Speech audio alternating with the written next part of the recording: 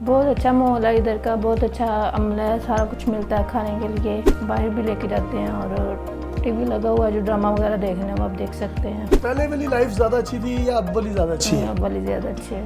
वैसे अब क्रेविंग होती है इंजेक्शन की? नहीं, बिल्कुल भी और अगर हो तो क्या करती हैं? होती ही नहीं है। आप अब इनसे बात करें तो आपको नहीं लगता ये नफ्सियाती या ज़हनी तौर पर कोई मरीज़ हैं? ये बिल्कुल एक सेहतमंद ज़िंदगी में वापस आ चुकी हैं और ये सारा का सारा क्रेडिट जो है ये मैं ये समझता हूँ सुमेरा भट्टी साहिबा आपका है और आपके इदारे का है। अस्सलाम वालेकुम जी, मेरे साथ मौजूद हैं सुमेरा भट्टी साहिबा जो कि एक बड़ा ज़बरदस्त इदारा चला रही हैं the new life rehab centre के नाम से। ख़वातीन के लिए बनने वाला इस्लामाबाद का एक वाहिद एक ऐसा इदारा है जहाँ पर वो तमाम ख़वातीन जो किसी ना किसी एडिक्शन में मुब्तला हैं, नशे में मुब्तला हैं, उसकी वजह से वो अपनी शादीशुदा ज़िंदगी को तबाह कर लेती हैं। अपने बच्चों के साथ जो है उनका एक सोशल गैप आ जाता है। इनके पास पिछले 10 सालों में तकरीबन पूरी दुनिया से यूरोप, यूके, यूएसए और जितने भी तरक्की याफ्ता ममालिक हैं वहाँ से ख़वातीन आती हैं, ये उनका इलाज करती हैं। ये क्लिनिकल साइकोलॉजिस्ट भी है। इस्लामाबाद में इनके 3 इदारे काम कर रहे हैं, 2 मेल्स के लिए और एक जो है वो फीमेल के लिए, जिस जगह पर मैं यहाँ पर मौजूद हूँ। इस सेंटर में मौजूद मुख्तलिफ लोगों से उनके इंटरव्यूज भी करवाएंगे। उनका इलाज मुकम्मल राजदारी के साथ किया जाता है। उनके लिए बाहर जो है आउटिंग का एहतमाम किया जाता है, उनको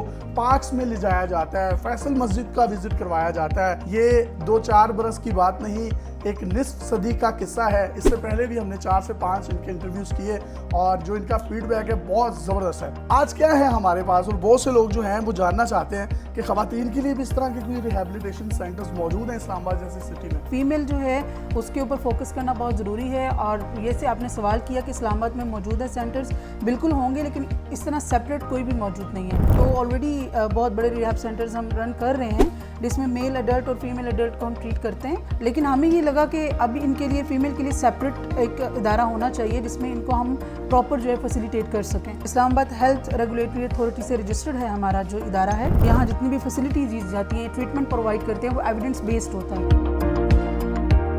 तो मैं ये चाहता हूँ कि अगर कोई पेशेंट है तो हम उससे भी गुफ्तगू करें। ये हमारे पेशेंट्स का रूम है। ये तो बिल्कुल आपने घर जैसा माहौल दिया हुआ है जी, पूरी कोशिश की है हमने कि घर जैसा माहौल दिया जाए। ये जो आप पेशेंट देख रहे हैं अपनी स्क्रीन पर, इनका चेहरा ब्लर किया गया है। इनकी टांग जो है वो कट चुकी है और ये इंजेक्शंस लगाती थी अपने आप को, मतलब एक रिलीफ लेने के लिए या एक वो सुरूर में रहने के लिए। वो वक्ती तौर पर तो आपको रिलीफ मिलता है, लेकिन जब उसका असर ज़ाइल होता है या ख़त्म होता है तो उसके बाद आपको उसकी क्रेविंग होती है और वो चीज़ अगर आपको नहीं मिलती इन फॉर्म ऑफ एडिक्शन, नशा, इंजेक्शन, तो उसके बाद फिर आप चिड़चिड़े हो जाते हो, आप लोगों से लड़ते हो, आप अपने इन्वायरमेंट को, फैमिली इन्वायरमेंट को ख़राब करते हो। लेकिन अब ये यहाँ पर मौजूद हैं। आप ये देखिए, इनके लिए state of the art air condition room है और बाकायदा तौर पर टेलीविज़न लगा हुआ है। और अगर कोई एंटरटेनमेंट इनको चाहिए, कोई ड्रामा देखना है, फिल्म देखनी है, ये वो देख सकती हैं। घर जैसा बिल्कुल माहौल है, फ्रिज पड़ा हुआ है, साथ अटैच वॉशरूम है और इसी के साथ साथ इनकी काउंसलिंग के लिए यहाँ पर बाकायदा तौर पर लोग मौजूद हैं, इनका स्टाफ मौजूद है, इनको आउटिंग के लिए ले जाया जाता है। ये कब आई थी और अब इनकी सूरत हाल क्या है और जब ये आई थी तब क्या था? इनको ऑलमोस्ट 1 मंथ होने वाला है और जब ये आई थी उस वक्त ऑब्वियसली बहुत डिप्रेस्ड और बहुत प्रॉब्लम में थी, बहुत पेन में थी, क्रेविंग्स बहुत ज़्यादा थी इंजेक्शंस की। लेकिन अभी ये कि क्रेविंग उस दिन में कितने इंजेक्शंस लगा रही थी? तो दिन में जो है ना वो 5 इंजेक्शंस ले रही थी। और ये जब लगाता है इंजेक्शन मरीज तो उसको कोई मज़ा आता है? बिल्कुल, उनको जो है ना यूफोरिक फीलिंग होती है, सुकून महसूस होता है, नींद आना शुरू हो जाती है, तो एक तरह का एक बज़ होता है। अब इनका कितना है पर डे इंजेक्शन? कम हुए हैं? अभी जो भी इनको मेडिकेशन देते हैं वो एफडीए से अप्रूव्ड होती है। अब ये है कि वो क्रेविंग को मैनेज करते हैं, इनको कोई इस तरह का इंजेक्शन नहीं दिया जा रहा। इंजेक्शन की जरूरत बिल्कुल नहीं होती, फर्स्ट डे से ही इंजेक्शन स्टॉप कर देते हैं। इससे बात करते हैं और इनका मौक़िफ़ भी आप तक पहुंचाते हैं। मुझे बताइएगा कैसी तबीयत है और कैसा फील कर रही हैं? अल्हम्दुलिल्लाह मैं बिल्कुल ठीक हूँ। क्या क्या मिलता है यहाँ पर, क्या क्या करती हैं, कुछ बताना चाहेंगे हमारी ऑडियंस को? बहुत अच्छा माहौल है इधर का, बहुत अच्छा अमला है, सारा कुछ मिलता है खाने के लिए। बाहर भी लेके जाते हैं और टीवी लगा हुआ है, जो ड्रामा वगैरह देखने वो आप देख सकते हैं। पहले वाली लाइफ ज़्यादा अच्छी थी या अब वाली ज़्यादा अच्छी है? अब वाली ज़्यादा अच्छी है। वैसे अब क्रेविंग होती है इंजेक्शन की? नहीं, बिल्कुल भी और अगर हो तो क्या करती हैं? होती ही नहीं है। आप अब इनसे बात करें तो आपको नहीं लगता ये नफ्सियाती या ज़हनी तौर पर कोई मरीज़ हैं? ये बिल्कुल एक सेहतमंद ज़िंदगी में वापस आ चुकी हैं और ये सारा का सारा क्रेडिट जो है ये मैं ये समझता हूँ सुमेरा भट्टी साहिबा आपका है और आपके इदारे का है।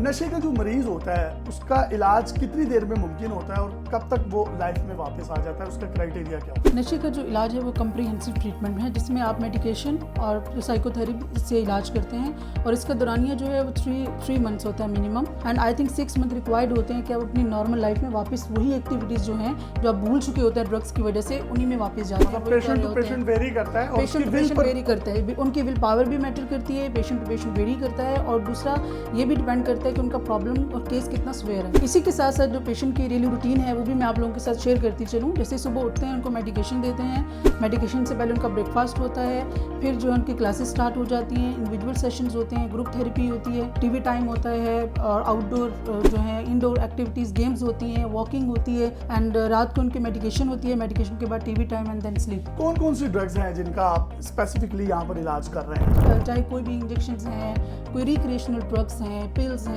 किसी भी किस्म की एडिक्शन है तो उसका ट्रीटमेंट यहाँ मौजूद है। हमने बाज़ ये देखा है कि जब तक इलाज हो रहा है तब तक मरीज सेट है, जब उसने छोड़ा है उसके बाद उसकी एडिक्शन मजीद बढ़ गई है। ये ऐसी बात नहीं है, देखिए जिस तरह बाकी डिजीज़ हैं उसी तरह ये ड्रग एडिक्शन की भी डिजीज़ है, इसमें भी रिलैप्स के चांसेस होते हैं। एक अच्छी बात ये है कि जो फीमेल के रिलैप्स रेट है वो बहुत कम है। मैम आखिर में कोई पैगाम देना चाहें तो आप दे सकती हैं। कि नशे की बीमारी जो है इसको अंडरस्टैंड करना ज़रूरी है, ये कोई करैक्टर का फ्लॉ नहीं है, ये भी एक डिजीज़ है। आप यहाँ आएँ, आपकी प्राइवेसी का ख्याल रखा जाएगा, किसी भी सूरत में कॉन्फिडेंशियलिटी को हम ब्रीच नहीं कर सकते और आपको एक बेहतर इन्वायरमेंट प्रोवाइड करेंगे और इस यकीन के साथ कि इंशाल्लाह आप इस चीज़ से ज़रूर निकलेंगे और एक नई लाइफ आप ज़रूर इंजॉय करेंगे।